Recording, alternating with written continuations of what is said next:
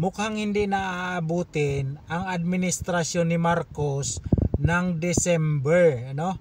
Kung saan nagsalita na nga si Saldico kung sino talaga ang pasimuno ng flood control project at mga insertion para ito ay kurakutin.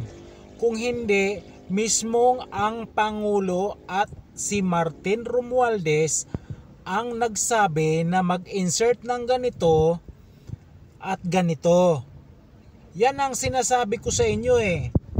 Pag kurap yung tatay, kurap din yung anak. Diba? Aywan ko ba no, bakit na budol tayo nitong hayop na tong Marcos na to no? Mukhang hindi na talaga aabutin ang kanyang administrasyon ng December. Baka ito lang sa rally sa 16, 17, 18 matapos na talaga ang administrasyon ni Marcos. Dahil lumabas na kung sino talaga may pakana nitong mga flood control corruption.